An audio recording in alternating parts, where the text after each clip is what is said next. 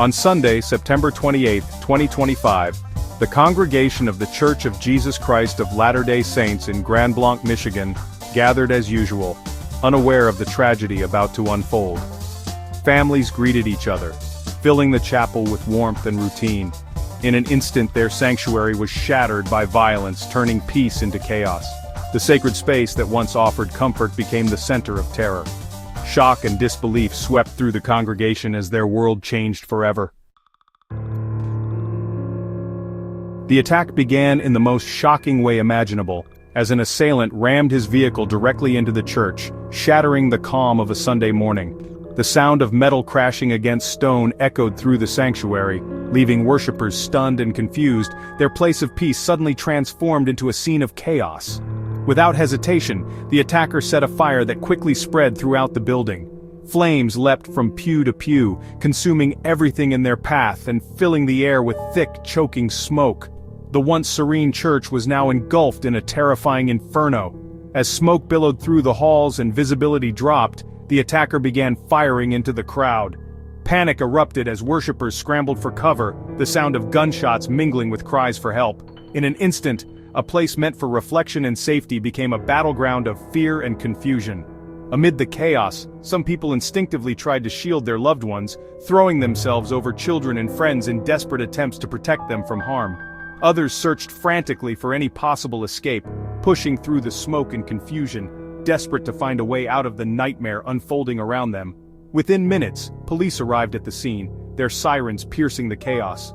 Officers rushed inside, confronting the attacker in a tense and dangerous standoff, risking their own lives to protect those trapped inside. Their decisive and courageous actions prevented the violence from escalating even further, bringing a sense of order to the turmoil and saving countless lives in the process.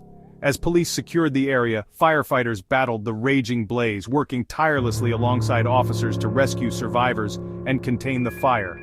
Their teamwork and determination were crucial in preventing even greater tragedy.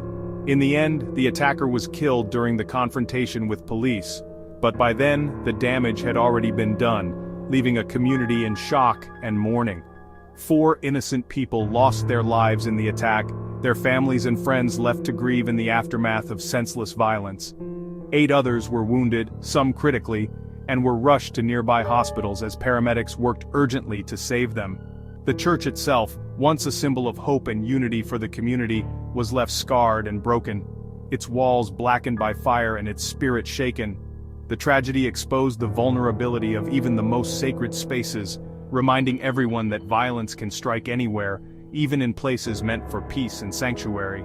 Yet, in the face of devastation, the courage and compassion of first responders and survivors shone through, becoming a beacon of hope amid the darkness and inspiring the community to come together in support and healing. Among those lost was John Bond, a beloved husband, father, and grandfather. John was known for his kindness, his service in the U.S. Navy, and his deep commitment to family and community. He found joy in simple pleasures, from golf with friends to exploring train history. His life was defined by generosity and warmth, leaving a legacy that endures. Those who knew him remember not the tragedy, but the love and light he shared. Grief swept through Grand Blanc, touching every corner of the town and leaving a heavy silence in its wake. The shock of the attack rippled outward, affecting not just those directly involved, but friends, neighbors, and even strangers who felt the pain of loss. In the aftermath, the community came together, united by sorrow, and a shared determination to support one another through the unimaginable.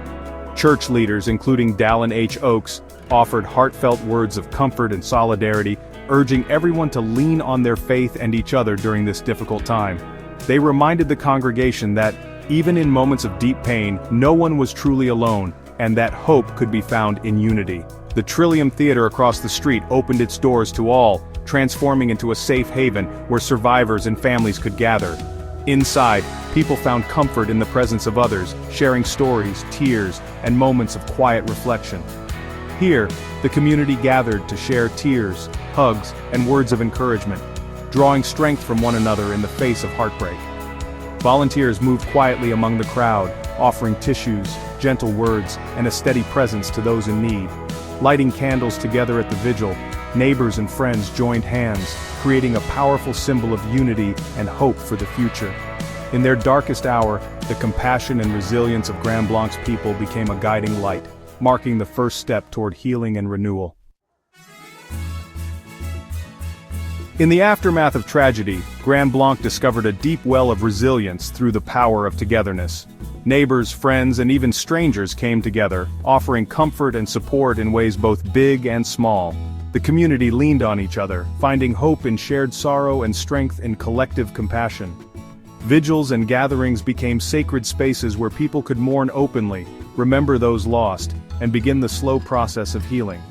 The soft glow of candlelight reflected the warmth of unity, as prayers and shared tears brought solace to many. The community's unity stood as a powerful response to violence, proving that compassion endures even in the darkest times. Acts of solidarity, holding hands, sharing embraces, became symbols of hope and resistance against despair. Recovery will be long, but small acts of kindness, like listening to someone's pain or offering a shoulder to cry on, make a real difference. These moments of empathy help to mend broken hearts and remind us that no one has to face grief alone. Volunteers stepped up to provide food, supplies, and gentle assistance, showing that helping hands can lift spirits and lighten burdens. Each gesture, no matter how simple, became a thread in the fabric of community healing.